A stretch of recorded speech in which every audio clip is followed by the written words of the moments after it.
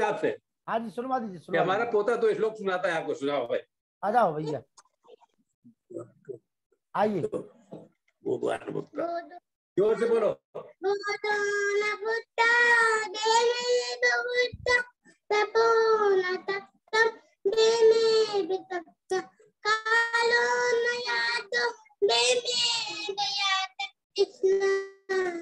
जोर से।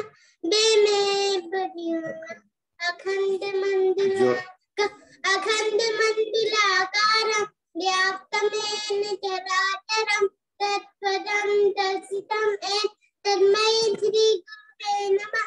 गुरुर्ब्रह्मा गुरुर्विष्णु गुरुदेवो महेश्वरः गुरु साक्षात् परब्रह्म तस्मै श्री गुरुवे नमः।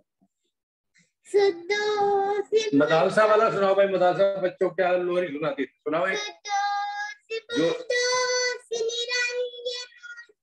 संसार माया संसार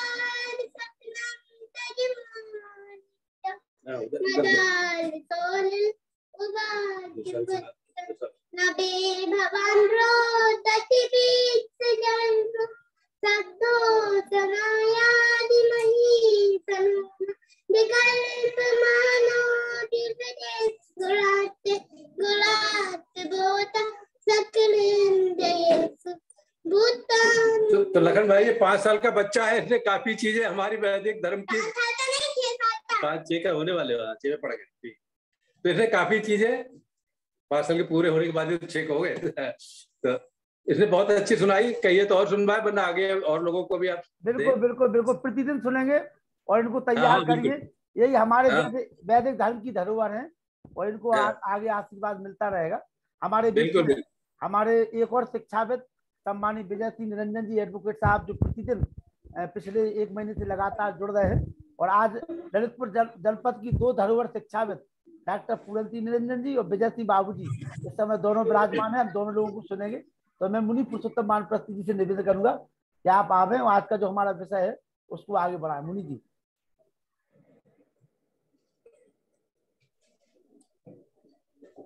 ओम ओम ओम ओम तन्नो मित्रा संवरणः तन्नो भक्त्यर्यमः तन्न इंद्रो बृहस्पतिः तन्नो विष्णुरुक्मा।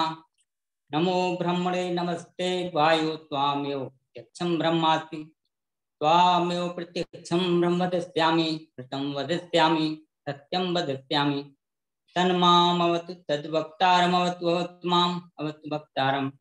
ओम शांति शांति शांति ओम।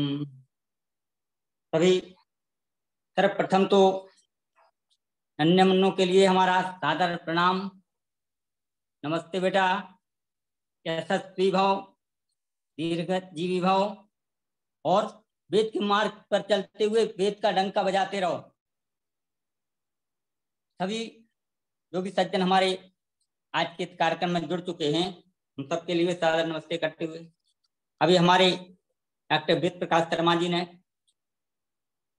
थोड़ा सा अपना समय देते हुए वैदिक सिद्धांत के ऊपर प्रकाश डाला हुआ है।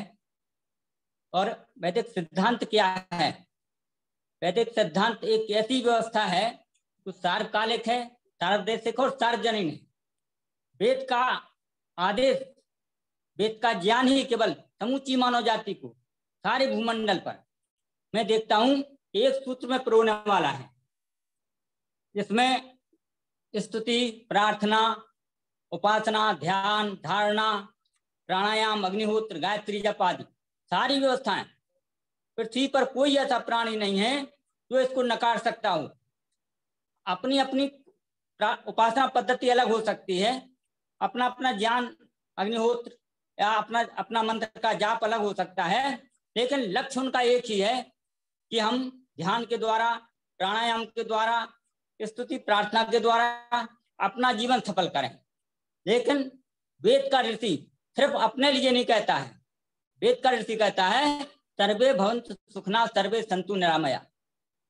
सबका भला करो भगवान, सब पर दया करो भगवान, सबकी बता भगवान, सबको दो वेदों का ज्ञान। और एक ऐसी अनुपम कृति वेद की परमात्मा ने हमको जिस समय सृष्टि का सृजन हुआ, आज से करोड़ों करोड़ों वर्ष पहले पूर्व में थे, वहां से लेकर के प्रारंभ में ही परमात्मा ने हमको 4 वेद, जैसा कि हमारे वेद प्रकाश शर्मा जी ने उद्धृत किया हुआ बताया है, तो मैं देखता हूं कि चारों वेदों का ज्ञान सृष्टि का सृजन करते ही तुरंत परमात्मा ने हमको दे दिया। और क्यों दे दिया वेदों का ज्ञान? उसके मूल में उन्होंने देखा, मैं देखता हूं एक उदाहरण मिलता है हम लोगों को कि जब कोई निर्माण करता, कोई वैज्ञानिक, कोई भी व्यवस्था देने वाला जब किसी प्रकार का कोई पदार्थ तैयार करता है, रेडियो तैयार कर दिया, मोटरसाइकिल तैयार कर दी, मोबाइल तैयार कर दिया, तो उसके साथ में उसके ज्ञान के लिए कि कैसे ये चलेगा, कैसे खुलेगा, उसके फंक्शन के द्वारा कार्यक्रम होगा, कार्य होगा, तो एक बुकलेट दे दी जाती है, उसके साथ ही में रख दिया जाता है उसी के साथ। तो जब छोटे से पदार्थ को छोटे से चीज बना करके हम लोगों को पता है कि इसकी बुकलेट हमको देना पड़ेगी, ज्ञान निर्देश का देना पड़ेगी, तो परमात्मा ने जब इतना विशाल ब्रह्मांड बना के, और ब्रह्मांड नहीं समूची सृष्टि, कहते हैं ये तो हम जिसको जहां तक हमारी दौड़ है वहां तक छोटा सा ब्रह्मांड है, और बड़े बड़े ब्रह्मांड, बड़े बड़े आदित्य इस ब्रह्मांड के अंदर समाये हुए हैं, तो उनके बारे में हम कैसे जाने? उसके लिए हमें वेद रूपी दिशा निर्देश का भी उपलब्ध करा दी। और वो दिशा निर्देश का माध्यम क्या रहा? चारों वेद जो पूर्ववर्ती हमारे ऋषि रहे हैं, जिनके पूर्व जन्म के पुण्य उदय हुए, उनके हृदय में वेदों का ज्ञान भी दे दिया।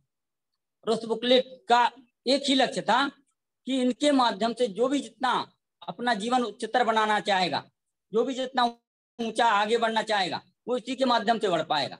वरना हमें हमारे आसपास के बिखरे हुए पदार्थों का भी पता नहीं होता कि कौन पदार्थ क्या है, कौन सा वृक्ष क्या है, वनस्पति क्या है, हमें क्या खाना चाहिए, क्या नहीं खाना चाहिए, किस समय खाना चाहिए, इसका हमें कुछ भी ज्ञान नहीं था। तो वेदों के माध्यम से, फिर वेदों के बाद उपवेदों का सृजन हुआ, जिसमें ऋग्वेद का जैसे आयुर्वेद हो जाता है, यजुर्वेद का शस्त्रवेद हो जाता है, सामवेद का गंधर्ववेद हो जाता है, उपवेद है जी, और अथर्ववेद का अर्थवेद हो जाता है। तो परमात्मा प्रदत्त हमें पूर्वकृत 4 ऋषियों के द्वारा जो 4 वेद मिले, ऋग्वेद, यजुर्वेद और सामवेद और अथर्ववेद, उसके बाद वो तो परमात्मा प्रदत्त थे, उन्हीं के आधार पर हमारे ऋषियों ने उपवेदों का चयन किया, और तमाम ग्रंथों का जो अभी चर्चा हो चुकी है उपनिषदों तक आकर के, उन ग्रंथों का हमारे पूर्ववर्ती विद्वान ऋषि परंपरा के वो भी रहे हैं, महाभारत काल तक इन सब का सृजन करते चले गए। और आज हम देखते हैं उन ऋषियों ने कितना संघर्ष किया हुआ होगा। हमें तो संघर्ष भी नहीं करना है, उस संघर्ष को लेकर के पूर्ववर्ती जो बाद के ऋषि हुए इतर, उनने भी बहुत खोज की है, क्योंकि उन वेदों का मर्म हम गूढ़ रहस्यों को नहीं जान पाते थे। उनको कहा गया ऋषियों मंत्रों से दृष्टारा। कौन जान सकता था? जो ऋषि परंपरा का अनुगामी है, क्योंकि ऋषि कहा गया है तो उन गूढ़ रहस्यों का, वेदों के गूढ़ रहस्यों का, वह रहस्यों का उद्घाटन कर दे। तो वहां जब सृष्टि क्रम में 4 वेदों का ज्ञान हुआ, वहां से इतर और जो ऋषि हुए हैं उनसे परंपरागत चलते चलते चलते चलते मैंने देखा कि अभी 200 वर्ष पूर्व तक महर्षि दयानंद का उद्भव हुआ। और महर्षि दयानंद ऋषि क्यों कहा गया उनको? क्योंकि उन्होंने उसी परंपरा को आगे बढ़ाया, ऋषियों की परंपरा को।